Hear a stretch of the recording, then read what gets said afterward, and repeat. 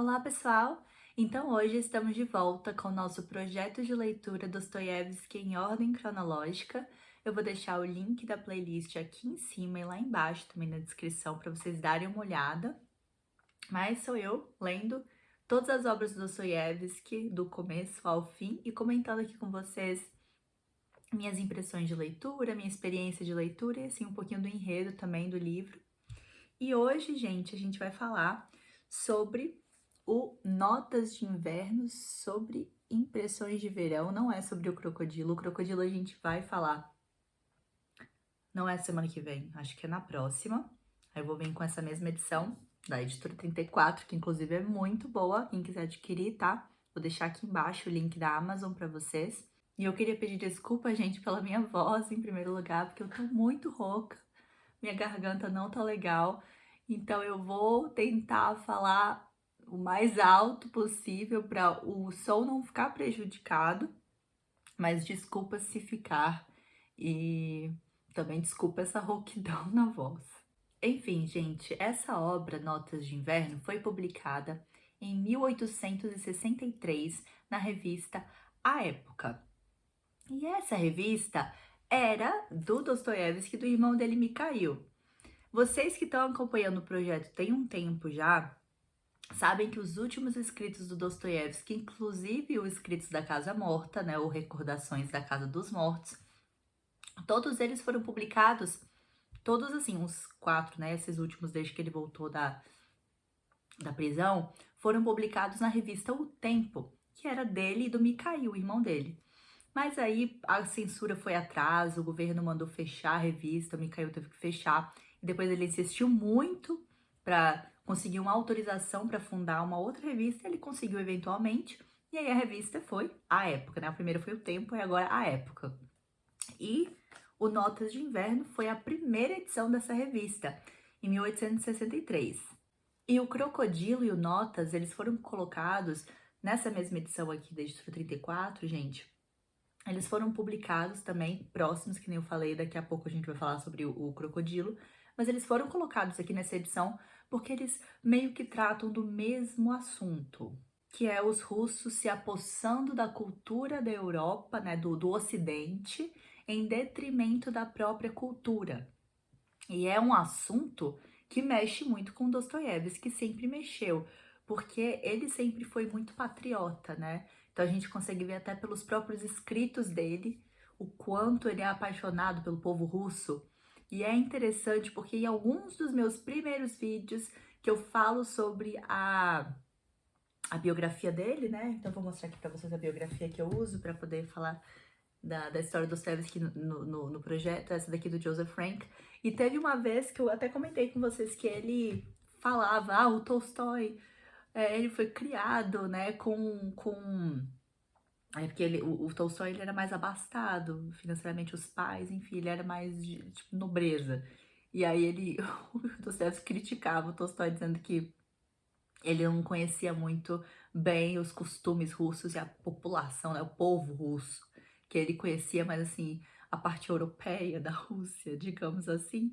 E é interessante porque aqui nesses dois contos ele critica tudo isso. E, inclusive, ó, olha que interessante. Eu vou só ler essa parte aqui de trás, porque vai falar um pouquinho sobre o crocodilo e sobre notas, mas só para vocês entenderem a ligação dos dois. Aí depois, quando a gente fala do crocodilo, eu volto nesse assunto. Mas, ó, numa sofisticada galeria de lojas em São Petersburgo, um funcionário público, Ivan Matvievich, é engolido vivo por um réptil exposto à visitação.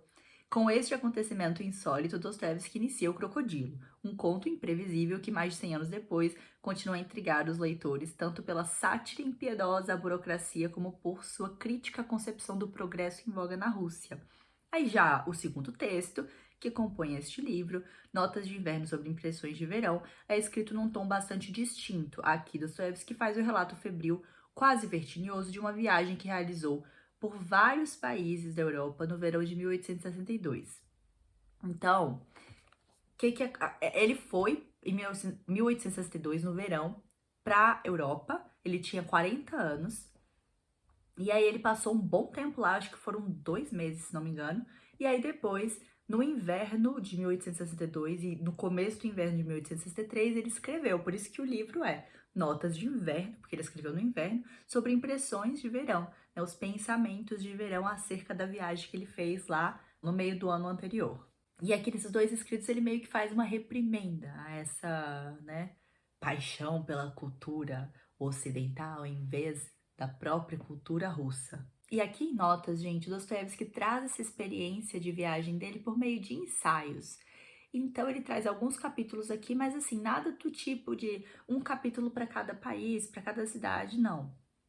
Ele vai nos contar por meio de pensamentos, né, linhas de raciocínio lá dele, algumas coisas muito interessantes. E eu vou tentar passar aqui um pouquinho para vocês, mas assim, eu achei esse livro muito bom, achei divertidíssimo em vários momentos, super engraçado. Vou ler aqui umas passagens para vocês, mas assim, valeu super a pena. Já recomendo para vocês pegarem aí, né, lerem. Acho, não sei se tem alguma versão no Kindle mais barato, eu não sei, mas assim, vale a pena, gente, vocês comprarem esse livro para entender um pouco dessa mente do Dostoiévski, né? Dele fora da ficção. Ele nos contando, assim, pensamentos dele soltos mesmo de uma viagem que ele fez. E aqui no prefácio, gente, o Boris Schneiderman, que é o tradutor dos dois escritos desta edição, ele diz o seguinte, ó: nas notas, Dostoiévski se dirige aos seus leitores num tom familiar, de confidência, sempre na expectativa da palavra alheia. A visão negativa do Ocidente baseia-se em fatos reais, e sua argúcia permitiu-lhe ver algo que se tornaria mais flagrante com o passar dos anos. Então, ele vai falar super mal aqui da Europa. Ele já começa também, primeiro capítulo, ele já começa, gente, meio que acabando assim com as expectativas das pessoas que estão esperando essas notas aqui dele. Ele já fala: eu não vou falar nada disso que vocês estão esperando que eu fale, não. E ele não fala mesmo, até porque ele não faz uma descrição de viagem, ele não fala: ah, eu fui para tal lugar, eu conheci tal lugar, aí não sei, aí as pessoas são assim, assado. Não, essas impressões são da cabeça dele, é tudo, todo o pensamento, todo o devaneio que ele teve, né, com alguns momentos, alguns acontecimentos, mas são mais os pensamentos dele mesmo ali. Então ele já começa aqui a primeira página, que tá na página 69, porque é o segundo aqui, o primeiro é o crocodilo, aí o segundo, na página 69, ele já começa assim, ó: faz tantos meses já que vocês, meus amigos, me pedem que lhes escreva o quanto antes as minhas impressões do estrangeiro, sem desconfiar que com este pedido simplesmente me põe num beco sem saída. O que hei de lhes escrever? O que direi de novo que ainda seja desconhecido e não tenha sido contado? Quem de nós russos, pelo menos dos que leem revistas, não conhece a Europa 2 vezes melhor que a Rússia? Escrevi 2 por delicadeza, mas o certo seria dizer 10 vezes. Então ele já começa assim, né, alfinetando os próprios russos que amam mais a Europa do que a própria Rússia. E aí aqui embaixo, na mesma página, ele nos fala das cidades em que ele esteve, ó: estive em Berlim, Dresden, Wiesbaden, Baden-Baden, Colônia, Paris, Londres, Lucerna, Genebra, Gênova, Florença, Milão, Veneza e Viena. E alguns desses lugares por 2 vezes, percorrendo tudo isso em 2 meses e meio exatos. E aí ele começa a falar sobre como sempre foi o sonho de vida dele ir para Europa. Mas aí ele começa a dar a entender que ele ficou um pouco decepcionado. E é muito engraçado a forma que ele fala, principalmente da Alemanha, gente. Eu não tenho nada contra a Alemanha, longe disso. Mas eu achei engraçado a forma que ele falou. Eu acho que tem realmente uma rixa, ou tinha há um tempo. Tanto é que a gente já leu muita coisa aqui do Dostoiévski que tem os comentários maldosos, né, sobre os alemães. Mas olha a forma que ele falou da Alemanha. Olha isso, na página 71, gente. Ademais, os próprios berlinenses tinham uma aparência tão alemã que, mesmo sem atentar nos afrescos de Kaulbach, escapei o quanto antes para Dresden, profundamente convencido no íntimo de que é preciso a gente acostumar-se aos alemães de modo peculiar, e que, não se estando acostumado, é muito difícil suportá-los quando em grande número. Mal saí para a rua, tive a impressão de que não existe nada mais repugnante que o tipo de mulher de Dresden, e que o próprio cantor do amor Vsevolod Kristovsky, o mais convicto, o mais alegre dos poetas russos, ficaria ali completamente perdido e talvez até passasse a duvidar de sua vocação. Vocação, né, do amor, assim, do romance. Olha que coisa horrível que ele fala, gente. É muito triste. Aí ele fala o seguinte, ele tem aqui um complexo meio de que os alemães também odeiam os russos, né? O russo, essa rixa. E aí ele fala aqui o seguinte, que ele tava passando por aquela ponte, né? A ponte na Colônia, aquela nova ponte de Colônia. Aí ele fala que o cara, o alemão que tava olhando pra ele de um jeito que parecia isso aqui, ó. Você está vendo a nossa ponte? Russo desprezível. Pois bem, você é um verme perante a nossa ponte, perante cada alemão, porque na sua terra não existe uma ponte assim. Com os diabos, pensei, os Dostoiévski, né? Nós inventamos o samovar, temos revistas, em nossa terra fabricam-se artigos para oficiais do exército, em nossa terra, nananã, porque ele tem aquele complexo que até os próprios brasileiros também têm muito, né? O complexo de inferioridade, os russos também. Inclusive, os russos me lembram muito os brasileiros nesse sentido desse complexo de inferioridade, como se fosse um país subdesenvolvido, um país que não é, né? Comparado com a Europa, que a Europa é a Europa, né? E tem essa comparação também Brasil, Estados Unidos, enfim, Brasil e Europa. E aí tem bastante aqui, ó. Vi muitos brasileiros nesse momento, mas eu ri tanto, gente, eu achei tão engraçado. E ele mesmo fala, eu acho que o cara nem tava pensando nisso, nem tava pensando nessas coisas, mas eu olhava pra ele e achava que ele tava pensando nisso. Então, assim, engraçadíssimo. O jeito que ele falou da Alemanha, gente, eu fiquei com pena até, cheguei a ficar com pena. Mas aí, olha só, ele começa a falar sobre a França. Quer dizer, ele não começa a falar sobre a França. Ele fala que vai começar a falar sobre a França. Porque deixa eu tentar explicar pra vocês como é que tá organizado aqui os capítulos.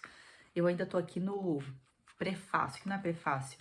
Ele que chama de prefácio. É o próprio Dostoiévski, não é o prefácio anterior que a gente tava falando, não. Aqui. São 8 capítulos. Eu não sei se vai dar pra vocês verem. Mas são 8 capítulos. O primeiro, em lugar de prefácio. O segundo, no trem. O terceiro, inteiramente supérfluo. O quarto, não supérfluo para os viajantes. O quinto, Baal. O sexto, ensaio sobre o burguês. O sétimo, continuação no anterior. E 8, Briba e Mabiche. Então, o que acontece aqui em todos esses capítulos? Esse primeiro foi mais ou menos ele explicando tudo isso que eu falei, ele já falando mal dos alemães, assim, logo de cara. Aí no trem, ele fala que ele vai falar sobre Paris, mas ele não fala sobre Paris, ele não fala sobre a França. E aí ele vai passando para os outros capítulos. Quando chega no capítulo do supérfluo, é um capítulo mais... são pensamentos e devaneios acerca da Europa europeia e da Europa russa, porque é como ele chama, né? A sociedade que ama a Europa e que acredita que a Europa é o melhor lugar, enfim, da Rússia, se chama Europa Russa, e aí a Europa Europeia, que ele chama, não é nem Europa Ocidental que ele chama, não. Ele chama de Europa Russa e Europa Europeia. Então são devaneios acerca dos comportamentos mesmo dessas pessoas, né? Dos russos, dos europeus, e é muito interessante, mas ele fala que é supérfluo.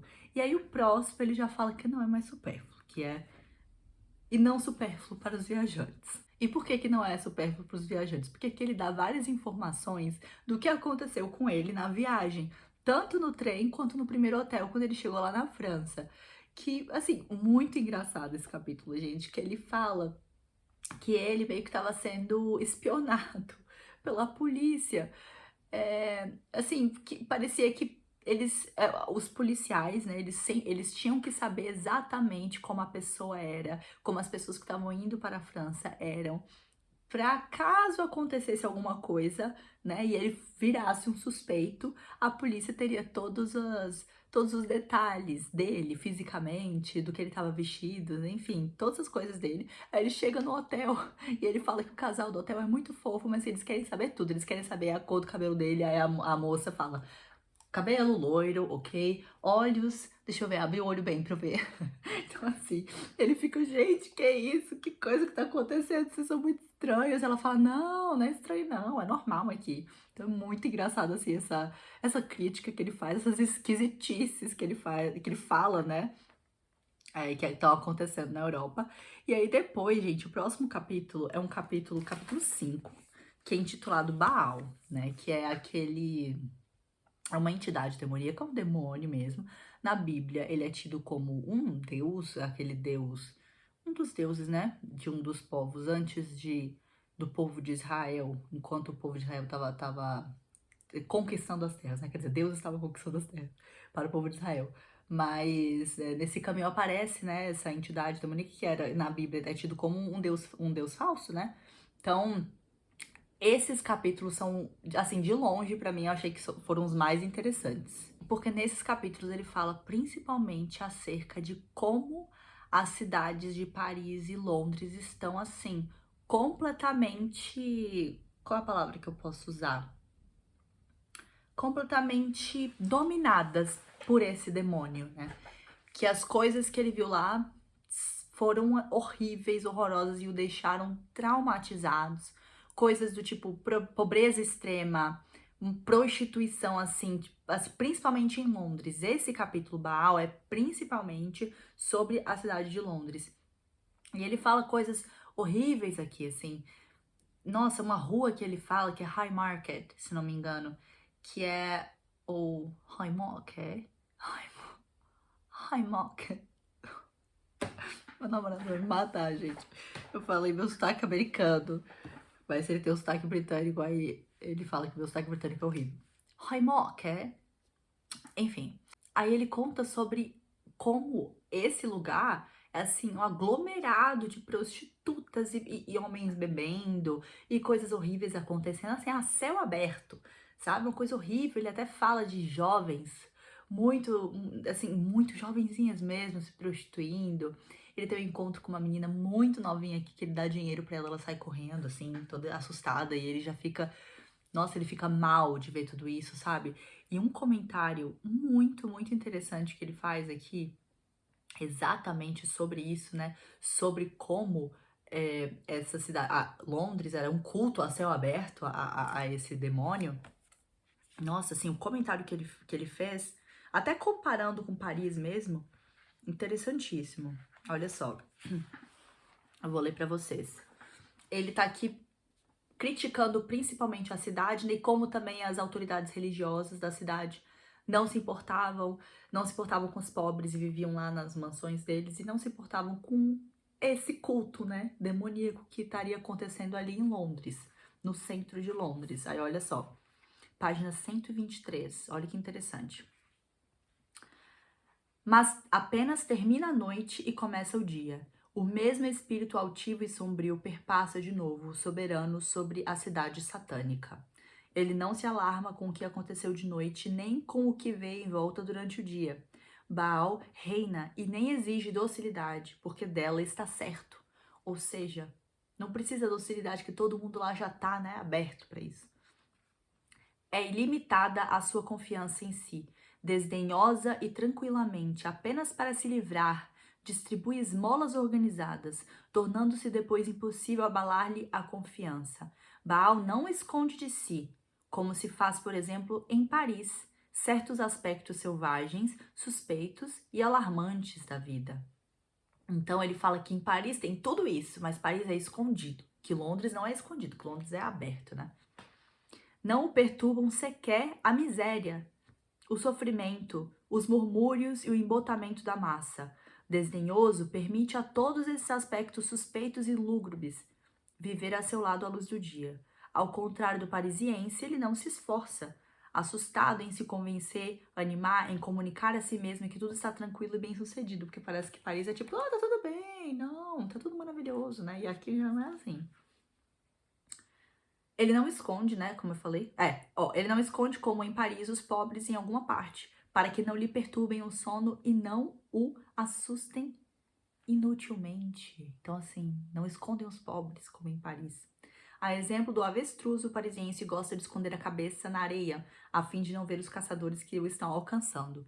Aí depois que ele fala de Londres, aí compara com Paris, que ele lembra que ele deveria estar falando de Paris e não de Londres. Ele fala, mas eu tinha que estar falando de Paris e não de Londres. E aí sim ele vai começar a falar da cidade. E assim, gente, apesar dele focar em fazer críticas sérias, né, sobre tudo, todas as cidades que ele tá vendo na Europa, como a Europa tá perdida, né, assim, na visão dele, e realmente estava, porque logo após tudo isso aqui, muitas guerras aí vão acontecer, né? Só que foi 1862, então a gente tem aí muitas guerras e situações políticas acontecendo, mas também não só na Europa, na Rússia também, que ele previu, inclusive, nos últimos escritos dele. Mas enfim, assim, apesar dele falar de coisas sérias pra ele, ele faz tudo com um bom humor, sabe? Assim, engraçado, um sarcasmo, que você não, você ri. Então, você, ao mesmo tempo que você tá anotando tudo, passando caneta, lápis, sei lá, e anotando que nem eu faço aqui, colocando post-its e pensando, indo pesquisar as referências que ele coloca, porque aqui é referência atrás de referências, vão ter que realmente ler esse livro, né, procurando na internet. Caso vocês queiram, claro, é totalmente possível, perfeitamente possível você ler sem precisar ir na internet, mas você também pode fazer essa leitura mais profunda.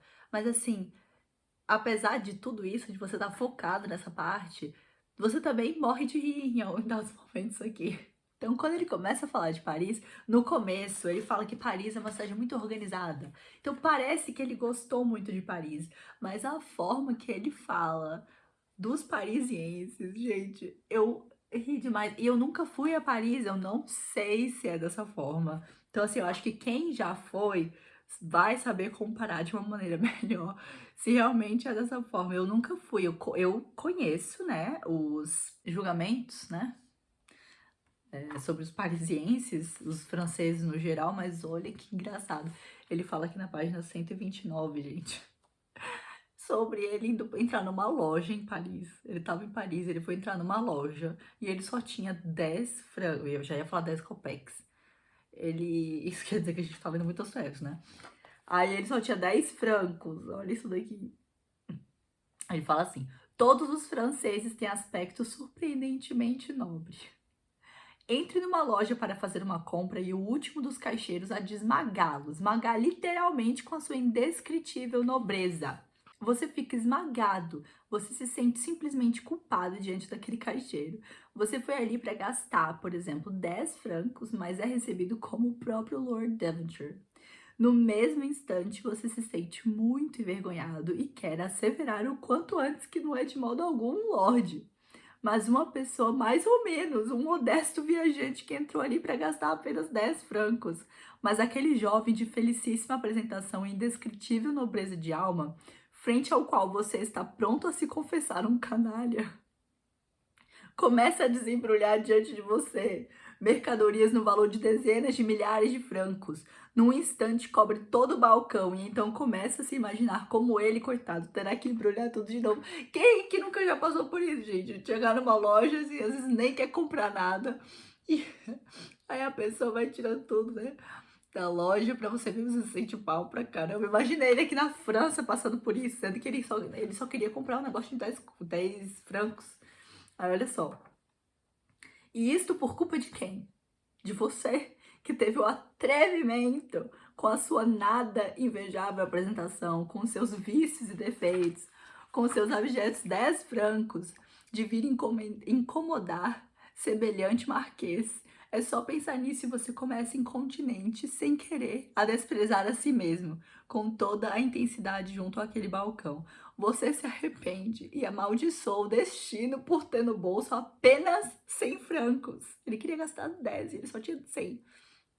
Você os atira sobre o balcão pedindo perdão com os olhos, mas com generosidade embrulham para você a mercadoria correspondente aos seus míseros 100 francos, tudo que ele tinha.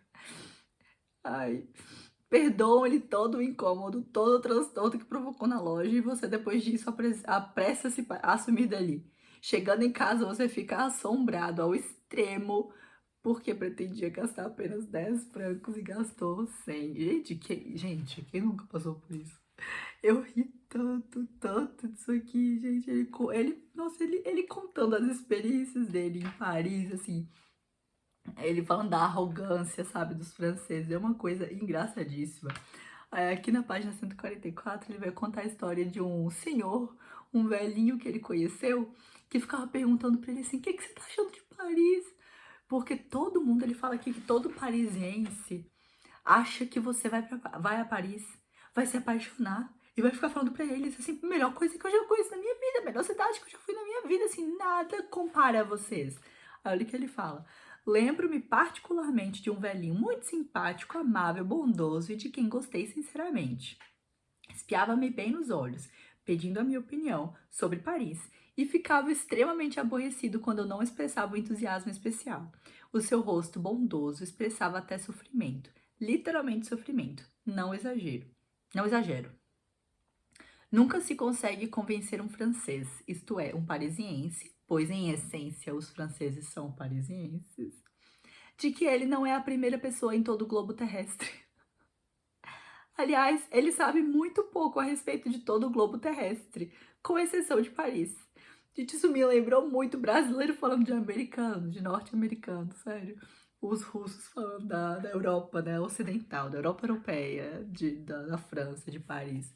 Gente, mas eu ri. Então, assim, o livro, que nem eu falei, eu li aquela parte, né, onde ele realmente faz aquelas críticas. Só que também tem esses momentos engraçados de coisas que aconteceram com ele. E o Dostoiévski, a gente sabe que ele é muito engraçado, né? O jeito dele pensar é engraçado. Então, assim, os devaneios dele nos livros, mesmo quando é ficção, a gente ri. E aí aqui ele sendo ele, falando sobre o que aconteceu nessa viagem, assim, nossa, eu ri muito. Em dado momento eles entram no Panteão lá em Paris, né? Onde tem aquele monumento que tem. É como se tivesse. O foco deles tem os grandes nomes da história lá, né? Uma vocação assim de mais homenagear mesmo esses nomes, grandes nomes da história. Aí tem Rousseau, tem Voltaire, aí tem esqueci o nome do rapaz, mas é um dos marechais de Napoleão. Então, assim, muito engraçada essa parte também, essa cena que ele vai lá pro Panteão e aí o rapaz que ele paga pra poder contar a história das pessoas fica bravo com ele porque ele fica interrompendo toda hora que o cara vai falar, tipo, esse daqui eu não sei quem, aí fala alguma coisa, aí ele, tipo, interrompe e corrige o que o cara tá falando, o cara fica bravo com ele. Então, assim, gente, muito engraçado, sabe?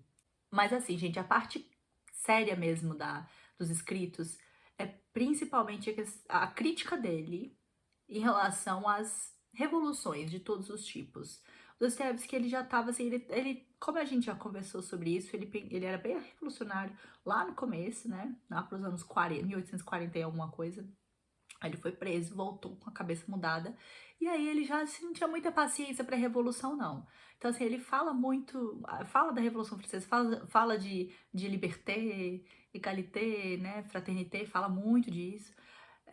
Discorre, acho que um capítulo inteiro acerca desse assunto. Ele fala também sobre o socialismo, né, e como nenhum tipo de revolução vai trazer nada que mude de fato, que não é assim que as coisas mudam, que as coisas mudam com a real fraternidade, né, que é aquela fraternidade cristã, assim, aquele real amor pelo próximo, que é dessa forma que se muda uma sociedade com o tempo e não com revoluções bruscas, né, abruptas. Então ele fala muito, principalmente sobre isso, gente.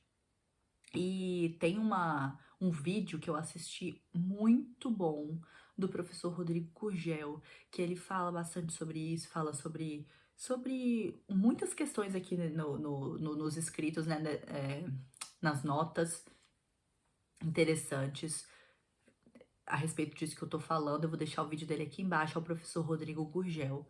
Nossa, ele é muito bom, ele é professor de literatura, tem um canal do YouTube aqui muito interessante, ele fala, é o canal, assim, que eu mais assisto, o dele, da Tati Feltrin, são os dois canais, assim, que eu mais assisto, gente, eu gosto muito do canal dele.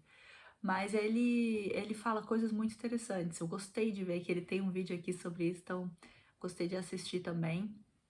Então esse é o foco principal do Dostoiévski nessas notas, né? Falar a impressão dele, as impressões dele dessa viagem, contar um pouquinho coisas engraçadas, né? Dessa forma sarcástica dele de ser, e criticar esse pensamento, né? Essa energia que estava acontecendo na Europa, bem revolucionária naquela época, e que depois, né?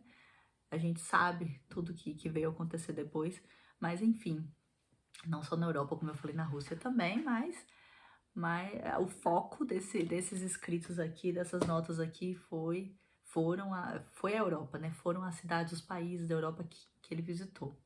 Mas, no geral, muito legal, muito interessante ver o Dostoiévski não ficção, sério, gente, eu dei cada risada alta que não nada, assim, uma risada piorou minha voz ainda pra eu gravar esse vídeo pra vocês.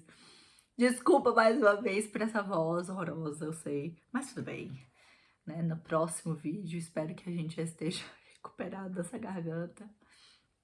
E eu espero que, se vocês de fato, né, se interessarem, que vocês gostem das notas, porque eu gostei muito do Dostoiévski, como sempre, né, muito engraçado ao modo dele.